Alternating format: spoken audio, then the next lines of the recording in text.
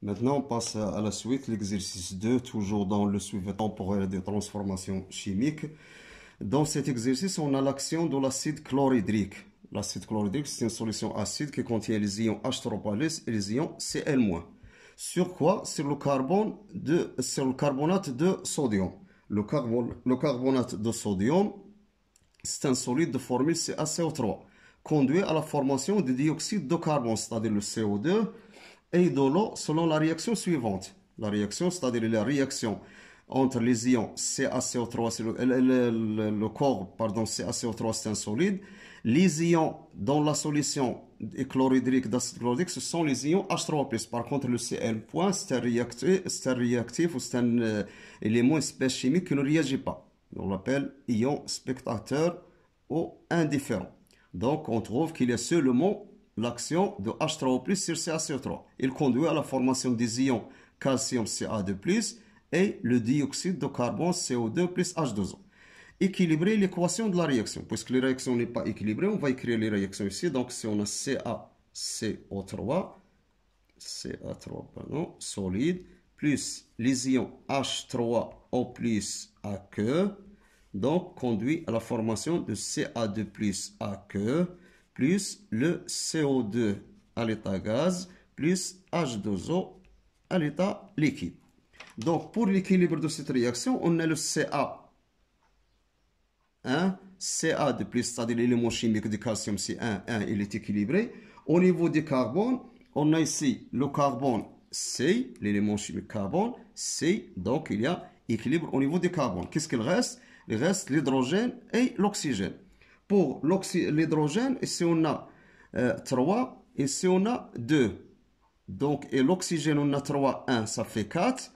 Et si on a 2, 3, il nous reste un atome d'hydrogène pour avoir l'hydrogène et les atomes d'oxygène. Donc, pour avoir l'équilibre entre l'hydrogène et l'oxygène, donc on va essayer maintenant, on multiplie ici par 2, on peut avoir 6. Et s'il faut avoir 3, on essaie, donc c'est 2, par exemple. On va laisser, si ça ne marche pas, on refait. Donc, 2 fois 3, 6, donc il faut avoir ici 3. 3. Donc, l'oxygène 3 plus 2, ça fait 5. Donc, si on a 2, 3, 5, c'est bien. Donc, la réaction est équilibrée. Maintenant, on passe à la suite de l'exercice. C'est la question 2. Pour la question 2, on prépare à t est égal à 0. Prépare à t est égal à 0. Donc, un mélange constitué de 2 grammes de carbonate de calcium. 2 grammes de carbonate de calcium. C'est la masse de carbone. Et 100 millilitres de la solution acide de concentration 10-1. Le volume de VCO2, c'est-à-dire le volume de dioxyde de carbone dégagé en fonction du temps, est donné par le tableau suivant à une pression des gaz est égale à la pression atmosphérique. Donc, ici, on a le temps et le volume formé du gaz. Donc, on va voir après l'exploitation de ce tableau. Les données. La température, c'est à 25 degrés. La constante des gaz parfait, c'est 8,314 en SI. Et on ajoute ici la masse molaire du carbonate de calcium qu'on peut calculer après. Pas de problème. Donc, c'est égal à 100 grammes par mol. Mol moins 1. Ce sont des données qu'on va utiliser. Déterminer les quantités de matière initiale de chacun des réactifs. Bien sûr, si on revient à la réaction, on trouve les réactifs, ils sont deux. Le premier réactif, c'est le CaCO3 solide. Donc, N0 de CaCO3, puisque c'est un solide de masse M, est égal à la masse, bien sûr, de CaCO3 sur sa masse molaire. La masse molaire, c'est M de CaCO3. On remplace pour l'application numérique, on a 2 grammes. 2 grammes. La masse molaire, c'est 100. Donc, c'est égal à 2 fois 10 à la puissance moins 2 mol. Donc, c'est ça, le nombre de moles initial. Donc, on aura N0 de CaCO3 est égal à 2 fois 10 à la puissance moins 2 mol. C'est bon. Le deuxième réactif, c'est les ions H3O+, qui se trouvent en solution acide. H3O+, le N0 de H3O+, puisqu'il se trouve dans la solution de volume 100 ml et de concentration 10-1, donc c'est égal à C fois V, c'est égal à 10-1 fois le volume c'est 100 fois 10 à la puissance moins 3. Après calcul, on trouve que le nombre d'ions H3O+ à l'état initial dans la solution est égal à 10 à la puissance moins 2 mol. Et pour cela, on a calculé maintenant les deux quantités de matière de chacun des réactifs. On passe maintenant à la question suivante. C'est la question 3. La question suivante, c'est 2.2, pardon. La question 2.2. Établir le tableau d'avancement de la réaction chimique, sachant que la réaction, elle est totale. Donc, la réaction, puisqu'elle est totale, on va écrire que c'est l'équation de la réaction. L'état initial, c'est-à-dire à t est égal à 0. L'état intermédiaire, c'est-à-dire quel que soit t, et l'état final à t final. L'état final. Donc, pour la réaction, donc on a le premier réactif, c'est le CaCO3 solide, plus les ions H3O+ aqueux, qui donne la réaction totale. La formation, bien sûr, des ions calcium Ca2+ aqueux, plus le dioxyde de carbone CO2 gazeux, plus H2O liquide. Donc, le nombre de moles initiation, on tire la valeur exacte, on écrit N0 de CaCA3 initial, N0 des ions H3O+, 0, 0, on excès pour l'eau. Un instant quelconque, on a le N0, c'est CaCO3 moins X.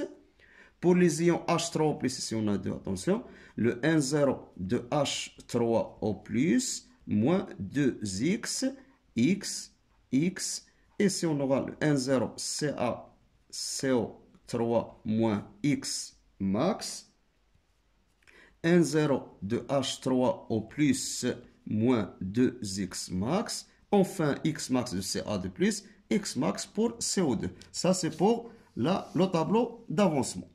Maintenant, la deuxième question de 3, déterminer le réactif limitant ainsi l'avancement maximal. Donc, pour déterminer le réactif limitant, bien sûr, il faut faire attention à les deux réactifs qui régissent, c'est-à-dire on suppose qu'ils sont limitants. Donc, pour déterminer le réactif limitant, on suit la même démarche qu'on a déjà vue. Donc, on divise par 2 pour profiter de l'espace. Donc, on suppose que les deux réactifs, c'est-à-dire CaCO3 et H3O+, sont limitants. C'est-à-dire, on dresse un système. Donc, on aura ici le N0 de CaCO3 moins X max est égal à 0. Et le N0 de H3O+, moins 2X max prime est égal à 0. On trouve que le X max est égal à N0 CaCO3 est égal CaCO3, on l'a déjà calculé, c'est 2,10-2. 2,10-2 mol. Et celui de Cx max prime est égal à N0 de H3O+, divisé par 2, donc est égal à la valeur trouvée, c'est 10-2, divisé par 2, donc est égal à 5 fois 10-3. Donc est égal à 5 fois 10-3 mol.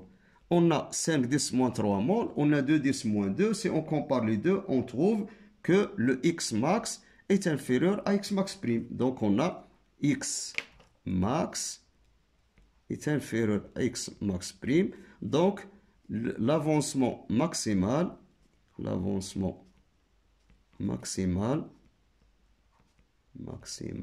est X max, bien sûr, le plus petit bit qu'on a trouvé, c'est 5 fois 10-3. 5 fois 10-3, X prime, 5 fois 10-3 mol. Donc c'est X prime, c'est X. Donc, et X max est égal à 5 fois 10-3. Et le réactif limitant, c'est H3O+. Donc, le réactif limitant est l'ion H3O+. C'est bon. Donc, une fois on a trouvé le réactif limitant et l'avancement maximal, on passe à la suite de l'exercice. C'est la question 2.4. Exprimer l'avancement X à l'instant T en fonction de P atmosphérique TVCO2R calculé X à T est égal à 20. Donc, on vous demande ici de trouver exprimer l'avancement x en fonction des données. Donc, d'après le tableau d'avancement,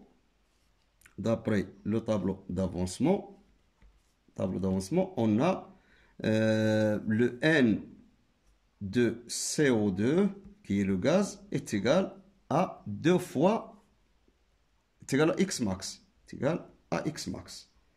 Donc, le cas, dans un instant t, c'est-à-dire est égal à xt, puisqu'on a dans un instant quelconque, à l'instant t, on a le nombre de moles formés de CO2 est égal à x de t. Et puisqu'on vous demande d'exprimer x à l'instant t en fonction de P atmosphérique, c'est là, puisque le CO2 c'est un gaz, CO2 est un gaz,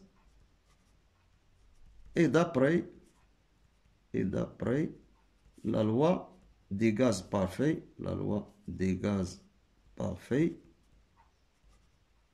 on a P de CO2 fois V de CO2 est égal à N de CO2 fois R fois T, d'après la loi des gaz parfaits. P CO2, c'est la pression du gaz CO2 qui est égal à la pression atmosphérique qu'on a donnée dans les données. Le VCO2, c'est le volume de CO2. NCO2, c'est la masse molaire. Donc, on va, dans ce cas-là, pour trouver le X de T, donc on aura le N de CO2. Le N de CO2 est égal à P CO2 fois V CO2 sur RT. Et puisque le P de CO2 est égal à la pression atmosphérique, et X à l'instant T est égal à N de CO2, on va en déduire maintenant X de T. On trouve que X de T est égal à la pression atmosphérique fois le volume de CO2, le tout divisé par RT. Donc c'est ça l'expression de X de T à l'instant T en fonction des données qu'on a, c'est-à-dire la pression atmosphérique, la température, le V et la constante R. Et après, on vous demande de calculer la valeur de X à T est égal à 20. À T est égal à 20 secondes. Donc, attention maintenant, il faut faire attention aux données qu'il faut utiliser dans l'exercice. Donc, à T est égal, donc puisqu'on a le X de T, faites attention ici, qu'il dépend de P atmosphérique. Donc, on a la pression atmosphérique. Il faut faire attention aux unités. La pression atmosphérique, c'est 1,02 fois 10 à la puissance 5 pascal. Donc, l'unité internationale des pressions, c'est le pascal. Donc, on ne change pas. Donc, il faut faire attention aux unités. Le volume de CO2. Le volume de CO2, d'après le tableau d'avancement. Le tableau de mesure, Le tableau de mesure à T est égal à 20. Voilà, T est égal à 20. On a le volume formé de CO2, c'est 29 quoi millilitres. 29 millilitres. Donc, le volume est égal à 29 millilitres. L'unité internationale de le volume, c'est le mètre cube. Donc, est égal à 29 fois 10 à la puissance moins 3 litres est égal à 29 fois 10 à la puissance moins 6 mètres cubes. Attention aux unités. Pour le R, c'est donné dans le système international. Donc, R est égal. Donc, c'est donné dans l'énoncé. C'est 8,314 SI. Unité internationale.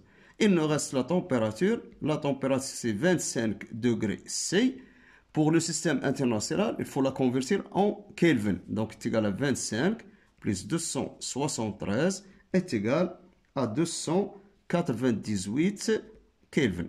Donc, une fois on a les grandeurs qu'on peut utiliser pour le calcul de X de T, donc on passe maintenant directement à l'application numérique en remplaçant de X de T. Donc, X à T est égal à 20 secondes, est égal à la pression atmosphérique, bien sûr, fois le volume formé à cet instant-là sur le RT. L'application numérique, ça donne X de T 20 est égal à pression atmosphérique, c'est 1,02 fois 10 à la puissance 5, fois le volume, c'est 29 10 à la puissance moins 6, le tout divisé par la valeur de R, qui est égal à 8,314, multiplié par 298. Après calcul, on trouve que le XAT est égal à 1,2 fois 10 à la puissance moins 3. Donc, enfin, X à T est égal à 20 secondes est égal à 1,2 fois 10 à la puissance moins 3 mol.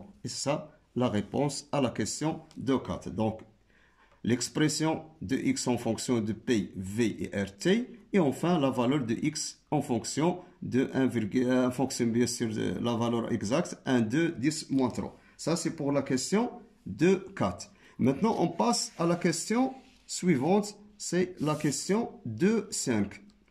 Calculer le volume de CO2 maximal dégagé au cours de cette réaction. C'est-à-dire le volume maximal, c'est-à-dire le V de CO2 max.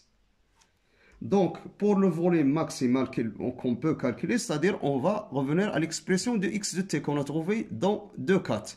Donc, d'après la question 2,4, on a x max est égal à la pression atmosphérique fois V max de CO2 sur la valeur constante. Ça ne change pas, le RT. Donc, d'après l'expression qu'on a trouvée dans 4, x en fonction de t, maintenant on trouve même expression x max. Et on fait l'expression du volume maximal de CO2 est égal à R fois T fois X max divisé par la pression atmosphérique fois la pression atmosphérique directement puisqu'on a VCO2. Donc, en faisant l'application numérique, on trouve que le volume maximal de CO2 est égal R est égal à 8,314 fois T, c'est 298 fois la valeur de X max, c'est 5 fois 10 à la puissance moins 3 divisé par la valeur de la pression atmosphérique qui est 1,02 fois 10 à la puissance 5.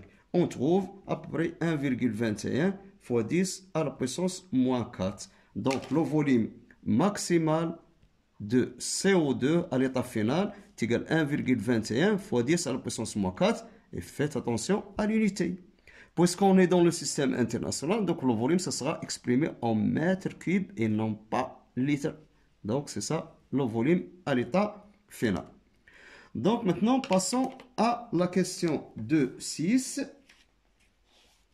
Donc la question 2.6, on a calculé les valeurs de l'avancement X et reporter les résultats sur le graphe ci-dessus. On a ici l'avancement X fois 10 à la puissance moins 3. Ici, on a le temps fois 10 au carré en secondes. Ici, on a la valeur 1, etc. On va voir comment on va, c'est-à-dire exploiter la courbe. Donc, pour l'exploitation de la courbe, on passe à la question suivante. Donc, on va voir qu'est-ce qu'on nous demande dans la question 1. Dans la question 1, donner l'expression de la vitesse volumique de la réaction en fonction de l'avancement X et le volume V. C'est-à-dire l'expression de la vitesse volumique. Donc, on sait que la vitesse volumique V est égale à 1 sur V, c'est le volume réactionnel, fois la dérivée première de l'avancement en fonction du temps, par rapport au temps. Donc, c'est égal à 1 sur V fois dx sur dt. Donc, ça, c'est l'expression du volume V. Parfois, on peut demander, par exemple, d'exprimer, par exemple, puisqu'on a ici, au cours de la réaction, la formation du volume de CO2, on peut, c'est-à-dire on peut l'ajouter, on peut demander, par exemple, d'exprimer le V en fonction de VCO2. Dans ce cas-là, on peut écrire que le X qu'on a trouvé dans la question 2,4, c'est X, on a X de T est égal à P atmosphérique fois le volume de CO2 sur RT. Donc, la vitesse, c'est 1 sur le volume réactionnel fois P D sur dt de la pression atmosphérique fois le volume de CO2 sur RT. Donc, ce qui est entre parenthèses, on a la pression atmosphérique, c'est une constante, RT constante, T constante, donc on fait la sortir, on trouve enfin qui est égal à 1 sur V fois la pression atmosphérique divisé par RT, le tout multiplié par la dérivée première de V de CO2. C'est une expression qu'on peut trouver aussi, ça dépend des données d'exercice. Continuons maintenant, passons à la suite. pour la question B, comment varie la vitesse volumique au cours du temps? Justifier la des graphes. Comment varie la vitesse au cours du temps? Donc, on aura dans ce cas-là, puisqu'on a la vitesse est égale à 1 sur V fois dx sur dt, et le dx avec dx sur dt, ça représente la pente de la tangente. La pente de la tangente à la courbe. La courbe qui représente x en fonction du temps. Au cours du temps, qu'est-ce qui se passe? Au cours du temps, et d'après le graphe, bien sûr, la pente diminue. La pente diminue. Et donc, la pente diminue graphiquement, bien sûr. Ça, on peut le déterminer graphiquement. Graphiquement, la pente diminue.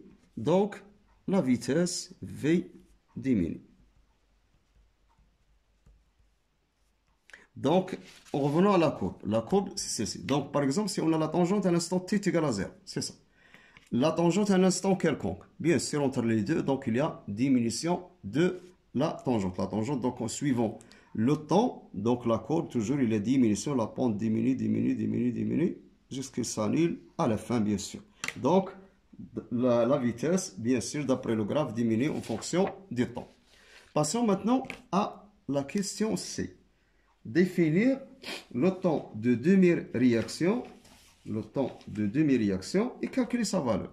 Donc, on sait que le temps de demi-réaction, c'est le temps pour que l'avancement x de t atteint la moitié de sa valeur maximale. Donc, le temps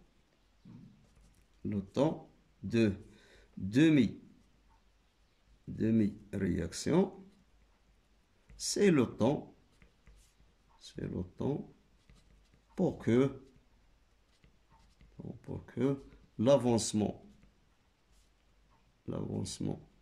x atteint quoi? La moitié de l'avancement maximal au final. L'avancement maximal. C'est-à-dire x à l'instant t 1/2 sera égal à x max sur 2. Et déterminer sa valeur, c'est-à-dire la valeur d'après le graphe. Donc, d'après, c'est-à-dire le t 1/2, on le détermine graphiquement. D'après le graphe, on trouve t 1/2 parce qu'il n'y a pas d'autre moyen, seul passage par le graphe. On ne peut pas le calculer par une formule. Donc, pour x de t, on a x max, c'est déjà trouvé, c'est 5 10 moins 3. Donc, x max, ça, voilà, c'est 5 10 moins 3. Donc, ceci, c'est le x max. La moitié, c'est 2,5. Voilà. Donc, on a le x max sur 2. On projette horizontalement sur la courbe, par exemple ça, et on projette, on trouve, par exemple, le temps t 1/2, c'est ici. Donc, le t 1/2. Donc, si on a 1 fois 10 au carré, ça fait 100. C'est à peu près la moitié. En plus, un peu de la moitié, c'est à peu près, on peut dire à peu près 60 secondes. Parce qu'on a ici la valeur, c'est multiplié par 2. 10 à la puissance 2. Donc, si on a, c'est après 0,6 fois 10 au carré, c'est 60. Donc, on trouve graphiquement que le temps de demi-réaction, à peu près, il s'approche de 60 secondes. Donc, ça, c'est graphiquement. La question 3, on refait la même expérience. La question 3, faites attention, on refait la même expérience à une température inférieure à 25 degrés. Parce qu'au début, l'expérience réalisée, les mesures prises sont toujours prises à une température de 25 degrés. Quel sera l'effet de la diminution de la température sur la vitesse volumique de la réaction? Donc, lorsqu'on diminue la température, qu'est-ce qui se passe pour la vitesse de la réaction? On va voir graphiquement. Bien sûr, lorsqu'on a le graphe ici, le graphe, on va le représenter ici, qui a une température de 25 degrés. Donc, si on a X et si on a T. Donc, par exemple, à une température de 25 degrés, on a la forme de la courbe sur 25 degrés. Bien sûr, lorsqu'on diminue la température, on diminue la température, bien sûr, ça va diminuer, ça changer le temps d'atteindre la valeur maximale. Donc, à une température inférieure à 25, on peut avoir la courbe, par exemple, sous cette forme-là. Donc, on atteint l'état final à un temps très inférieur, supérieur au temps précédent. Donc, dans ce cas-là, puisqu'on vous demande quel sera l'effet de la diminution de la température, puisque la température, c'est un facteur cinétique. Donc, on sait que la température est un facteur cinétique. Donc, puisque c'est un facteur cinétique, la diminution de la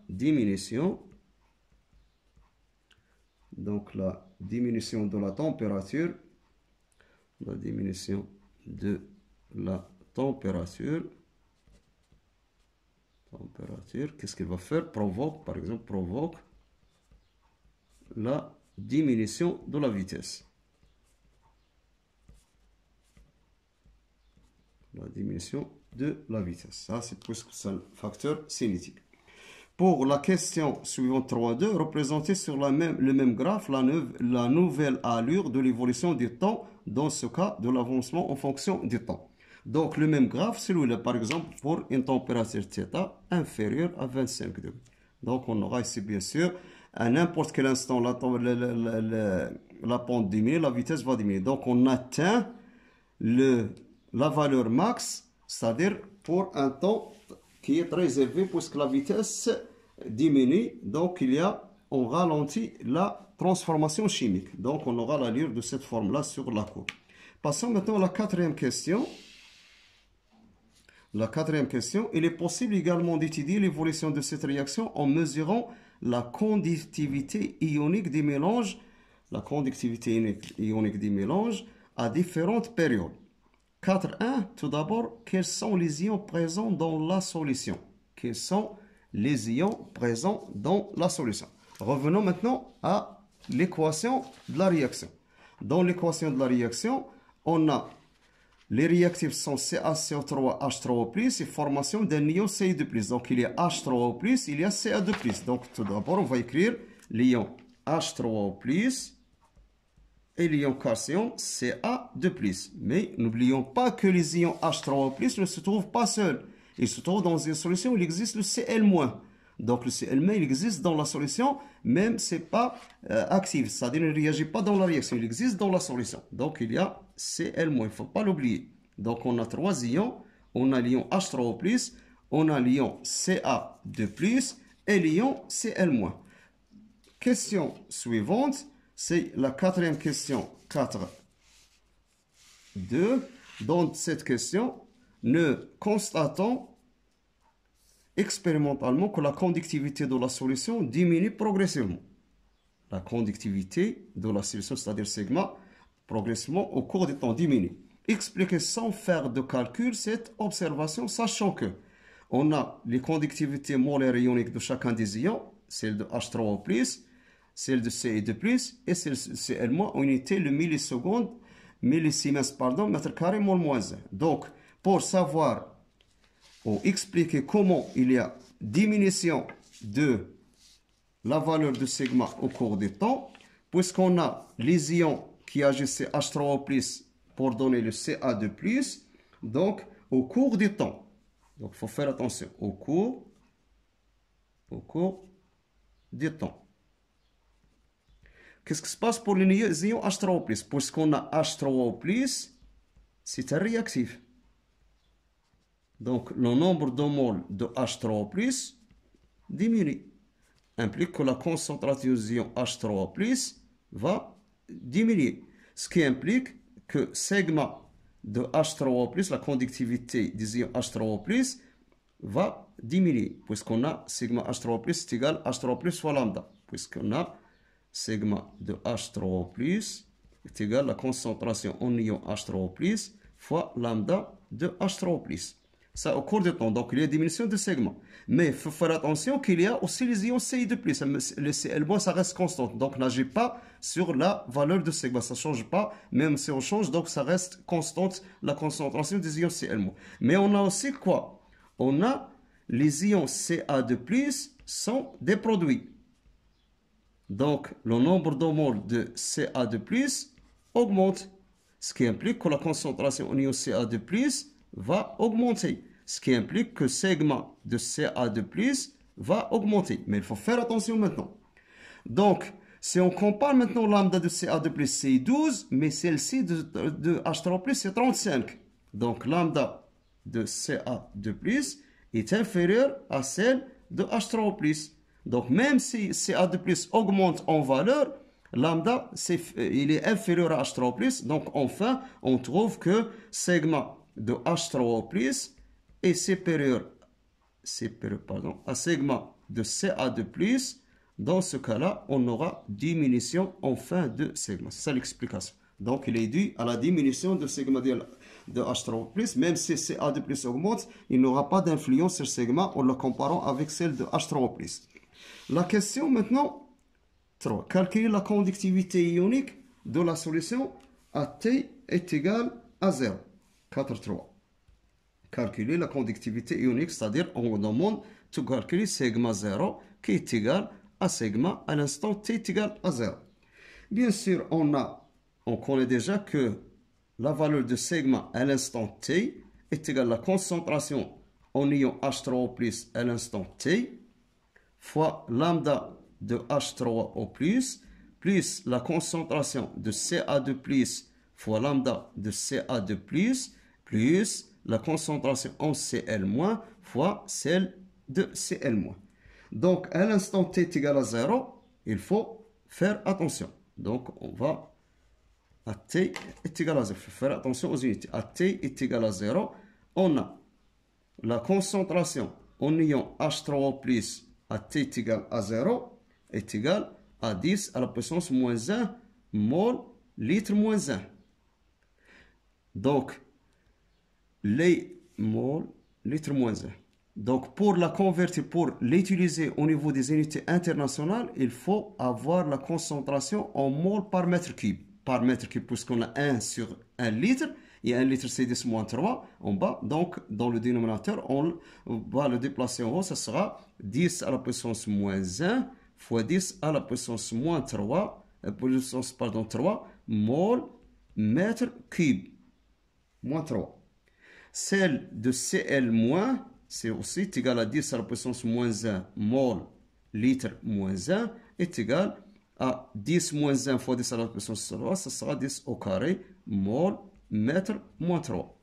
Donc, c'est ça les concentrations à l'état initial. La concentration de Ca2+ à l'état initial, puisque c'est un produit, donc n'est pas encore formé, donc la concentration c'est nulle parce que le nombre de moles à T est égal à 0 est égal à 0. Enfin, on trouve que segment 0 est égal. H3O+ et Cl- sont les mêmes, on va les mettre en facteur. H3O+ 0 en facteur de lambda en ion H3O+, plus lambda en ion Cl-. Donc, dans ce cas-là, on fait l'application mixte, segment est égal. Donc, la concentration en ion H3O+, Cl-, c'est 10 au carré, fois la somme des lambda. Donc, si on a lambda de H3O+, c'est 35, plus lambda de Cl-, c'est 7,5. On fait la somme, on trouve qu'il est égal à 42,5 fois 10 au carré. Donc, on trouve que segment 0 est égal à 42,5 fois 10 au carré. Attention à l'unité maintenant. C'est, puisqu'on a les lambda en millisiemens, donc ce sera en millisiemens mètre moins 1. Si on veut la convertir en siemens, on peut écrire 4 en 2, 5 fois 10 au carré fois 10 à la puissance moins 3 qui est égal à 42,5 fois 10 à la puissance moins 1 siemens mètre moins 1. Donc on a maintenant la valeur calculée de segment à l'état initial. La quatrième question, c'est 4.4. Montrer que la conductivité ionique de la solution dépend de l'avancement de la réaction X sur l'équation. sigma est égal à 4,25 moins 580x, ça c'est x, l'avancement, en unité internationale. Donc, lorsqu'on vous demande en unité internationale, il faut avoir le sigma en unité de Siemens mètre moins 1. C'est ça, mètre moins 1. L'unité internationale. Donc, avant de remplacer et trouver l'expression de sigma, il faut refaire attention aux unités. On commence par les conductivités molaires ioniques. Donc, on a lambda de H3O plus est égal à 35 millisiemens mètre carré mol moins 1. Pour l'avoir en unité internationale, il faut la convertir le millisiemens en siemens. Ça sera 35 fois 10 à la puissance moins 3 siemens mètre carré mol moins 1. Même chose pour lambda de Ca2 plus qui est égal à 12 millisiemens mètre carré mol moins 1. Donc, est égal à 12 fois 10 à la puissance moins 3 siemens mètre carré mol moins 1. Enfin, lambda de Cl- est égal à 7,5 millisiemens est égal à 7,5 fois 10 à la puissance moins 3 siemens mètre carré mol moins 1. Ça, c'est pour les valeurs de sigma. Maintenant, passons aux concentrations. Donc, commence par la concentration de H3O+, la concentration de H3O+, à l'instant T est égal au nombre à l'instant T des ions H3O+, divisé par le volume de la solution, V.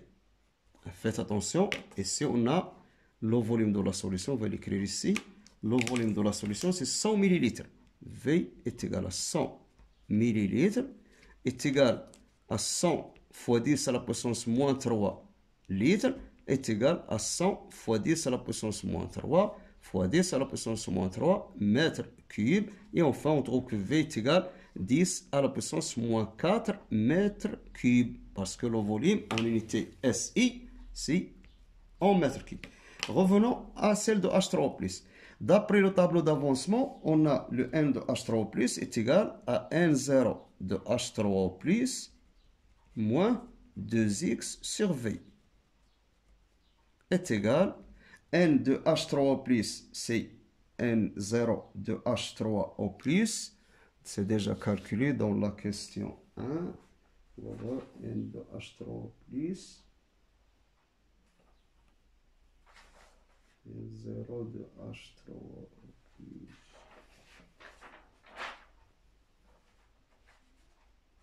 Donc, je vais voir. Bon, après, on a trouvé, c'est bien. N0 de H3O+, c'est 10 à la puissance moins 2. Donc, 10 à la puissance moins 2, moins 2x, divisé par le volume. Le volume, c'est 10 à la puissance moins 4, est égal à 10 à la puissance 4, en facteur de 10 à la puissance moins 2, moins 2x. On va laisser apparaître, on revenons après. Donc, passons maintenant pour le deuxième ion, c'est le Cl-. Le Cl- à l'instant T, il reste constant, ça ne change pas, est égal à C, est égal à 10 à la puissance moins 1 mol litre moins 1, est égal à 10 à la puissance moins 1 fois 10 à la puissance 3 pour la convertir en mol par mètre cube. Donc, est égal à 10 au carré, mol par mètre cube, c'est-à-dire mètre moins 3. Pour le troisième ion, c'est le Ca2+, à l'instant T, est égal à N à l'instant T de Ca2+, sur le volume.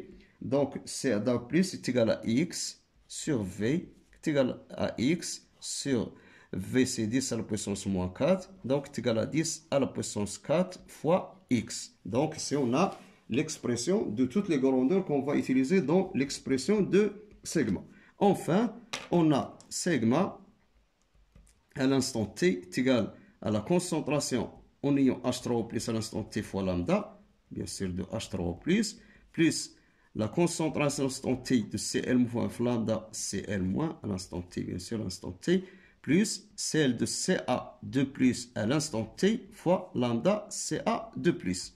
En remplaçant l'ion concentration en ion H3O+, c'est 10 à la puissance 4 fois 10 moins 2 moins 2x fois lambda H3O+, c'est 35 fois 10 à la puissance moins 3, plus celle de Cl-.